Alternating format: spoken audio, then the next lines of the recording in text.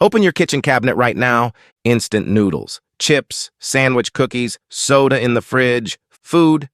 At least that's what the label says. But there's a problem. Your ancestors lived without any of this, and they reached 70, 80 years old with denser bones than yours, intact teeth, and zero diabetes. And modern medicine didn't exist. So what's wrong with that math? When we talk about ancient life expectancy, everyone cites the same number. Humans live to about 35. That number is real, and it's also almost completely misleading. Life expectancy was calculated to include everyone, including babies who died in their first week, children who didn't survive winter, young people who died in fights or from an infected wound. Take child mortality out of the equation. The number changes completely. In 2007, researchers Michael Gervin and Hillard Kaplan published the most comprehensive study ever done on longevity in hunter-gatherer societies. They analyzed populations from around the world. No modern medicine, no refrigeration, no supermarket. The conclusion was direct. Hunter-gatherers who survived childhood frequently reached 68, 72 years old. The range of death by old age among these populations was 68 to 78 years, almost identical to ours. Except they had no blood pressure medication, no statins, no heart surgery. They simply didn't need them. So what did they eat? Meat, fish, roots, fruit, leaves, nuts, eggs, whatever existed in season, wherever they were. Nothing packaged, nothing with an ingredient list, and the bone record proves what that did to the body. The fossil record shows something that doesn't appear in history books. Upper Paleolithic hunter-gatherers, European men from 30,000 years ago, averaged 5 feet 10 inches, 1.78 meters in height. Height works like a health thermometer. When nutrition is good, the body grows. When there's stress, infection, hunger, it stops. Then came agriculture. The agricultural revolution, about 12,000 years ago, was presented to us as progress, and in some ways it was. But the bones tell a different story.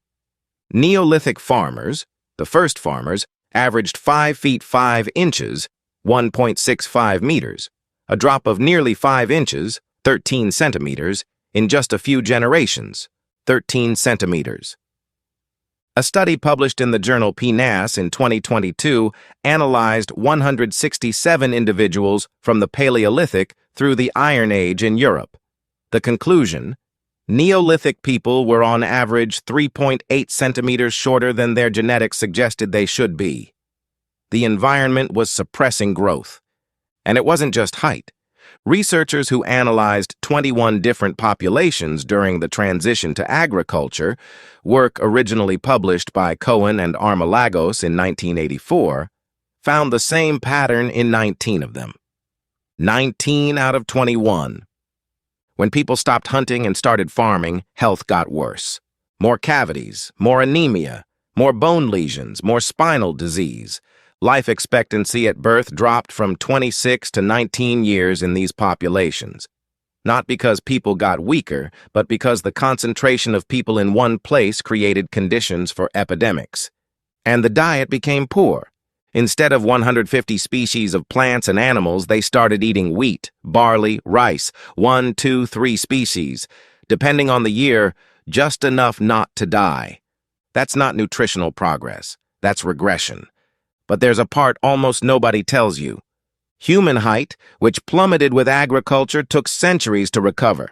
Centuries. The European average only returned to Paleolithic levels in the 20th century. The 20th century. With all the technology of the modern world, industrial fertilizers, global food transport, only then did the human body grow back to what it grew when the diet was root, meat, and fruit, picked fresh. And then came another revolution, the industrial one. The 20th century invented something Neolithic farmers couldn't even have imagined: ultra-processed food. It's not just processed food. Cheese, bread, preserves have existed for millennia. Ultra-processed is something else. It's an industrial formulation using substances you won't find in any kitchen, emulsifiers, synthetic dyes, artificial flavorings, sugar in forms that don't exist in nature. These are products made to be palatable beyond the point where the body can stop eating. Designed, tested, optimized to create craving. In 2024, a review in the British Medical Journal analyzed 45 studies and found a direct association between ultra-processed food consumption and 32 different health problems. 32. Type 2 diabetes, cardiovascular disease, cancer, depression, Parkinson's. In 2025, an analysis of 428,728 participants across 9 European countries, published in The Lancet, confirmed the more ultra-processed food, the higher the all-cause mortality. Dose response, proportional, linear, more ultra-processed food, more deaths. Think about it. Your ancestor from 30,000 years ago ate with no scientific instruction whatsoever. No nutritionist, no food pyramid, no calorie counting. He ate what was there. And he reached 70 with intact teeth. The fossil record shows hunter-gatherers rarely had cavities because the diet was nearly free of sugar and processed starch. The study of fossilized dental plaque, published in Nature Communications in 2014, showed that the human mouth before agriculture housed a diverse and stable oral microbiome. After agriculture, that diversity dropped. After industrialization, it dropped again. Today, your mouth is dominated by karyogenic bacteria, the ones that produce acid and destroy enamel, in proportions your ancestors never knew. It's the same body. It's the same mouth. The food changed. Nobody is saying hunter-gatherer life was easy. It wasn't. An infected wound could kill you. Childbirth could kill you. A bad winter could kill you. A predator could kill you.